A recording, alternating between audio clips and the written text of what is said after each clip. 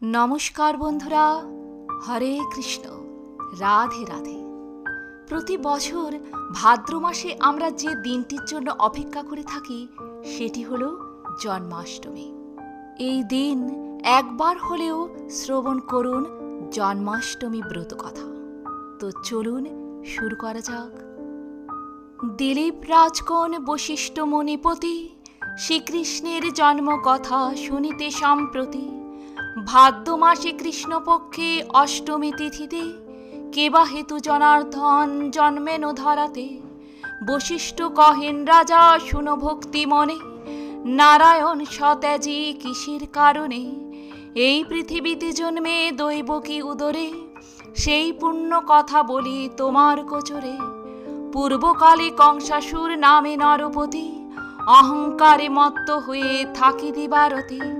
পৃথিবীর দুঃখ দশা দেখি সুলোপানি, ক্রোধেতে অধীর হয়ে কহে এই বাণী। দেবগণ চলো যায় ব্রহ্মার সকাশে, করিব উপায় আজি কংসের বিনাশে। অনন্তর মহেশ্বর দেবগণে লয়ে, গমন করিল সবে ব্রহ্মার আলোয়ে। ব্রহ্মা তবে হংস পৃষ্ঠে করি আরোহণ, ক্ষীরোদ সাগরে যান লয়ে দেবগণ। সাগরের তীরে স্তব করে সুরগণ, স্তবে তুষ্ট হলেন দেবনারায়ণ। কেবা হেতু করেছ হেথায় আগমন, ব্রহ্মা কহিলেন প্রভু করি নিবেদন। শিববরে বলিয়ান হয়ে কংসাসুর, পৃথিবীর দেয় সদা যাতনা প্রচুর। মহেশ্বর বর দিল ভাগিনার হাতে, নিধন হইবে কংস নহে অন্য হাতে। দৈবকী উদরে জন্ম করিয়া গ্রহণ, পৃথিবীর দুঃখ দশা করুণ মোচন। নারায়ণ বলিলেন দেব মহেশ্বর, পার্বতীকে সাথে দেন একটি বৎসর। কার্য শেষে পুনরায় আসিবে চলিয়া, এত বলি উমা রমা সাথেতে লইয়া। মথুরা উদ্দেশ্যে যাত্রা করি নারায়ণ, দৈবকী উদরে জন্ম করিলা গ্রহণ। ভাদ্র মাসে কৃষ্ণপক্ষে অষ্টমী তিথিতে, বুধবার রোহিণী নক্ষত্র নিশার্ধেতে।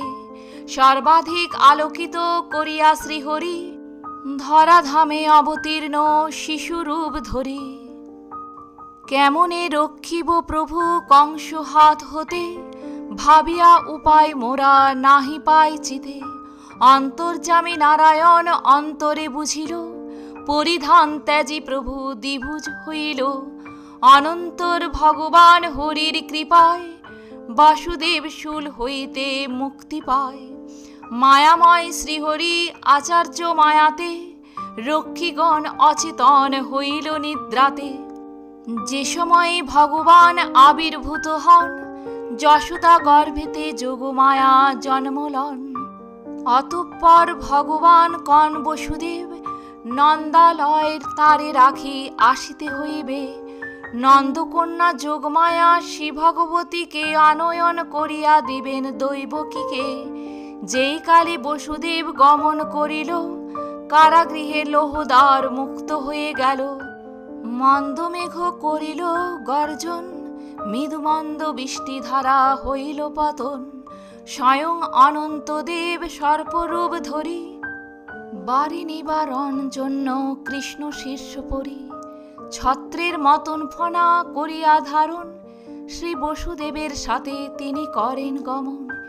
এইভাবে বসুদেব যাইতে লাগিল, যমুনার তীরে আসি উপস্থিত হইল।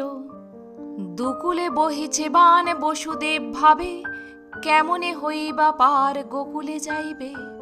হায় কি করিব কাঁদিতে লাগিল, অন্তর্যামী নারায়ণ অন্তরে জানে।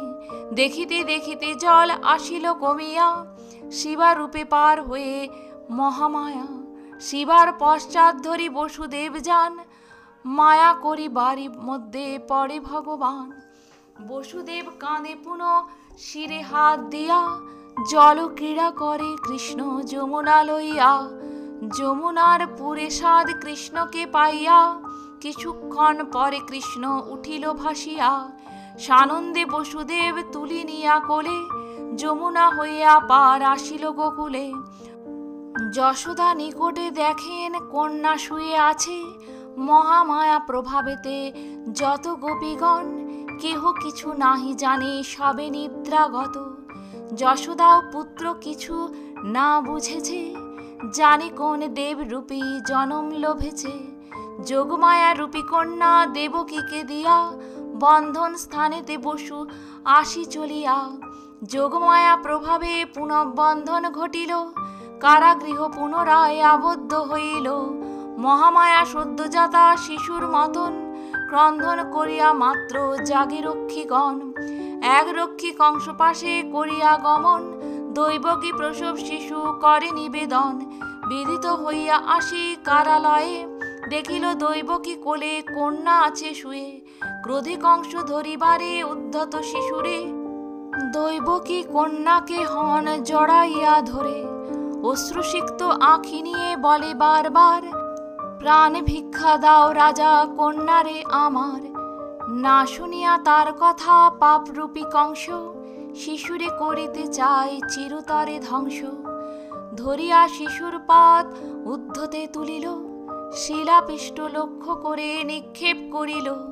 কিন্তু সেই শিশুকন্যা কংস হাত হতে, আরো ঊর্ধ্বে যায় উঠে না পড়ে শিলাতে।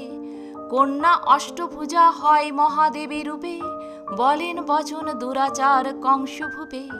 দুষ্ট দুরাচার কংস শুনোরে বচন, কিবা লাভ হবে বুধি আমার জীবন। তোর শত্রু যিনি তিনি বালক রূপেতে, দিনে দিনে বর্ধিত হচ্ছে গোকুলেতে। তারপর অষ্টভুজা মাতা ভগবতী, গেলেন কৈলাস ধামে যথা পশুপতি।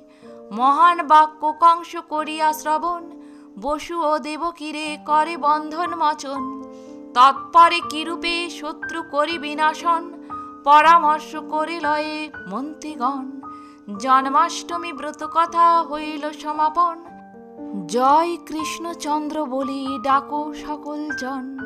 কৃষ্ণ জন্মাষ্টমী ব্রত করে যেই জন, সকল সদিচ্ছা তার হইবে পূরণ।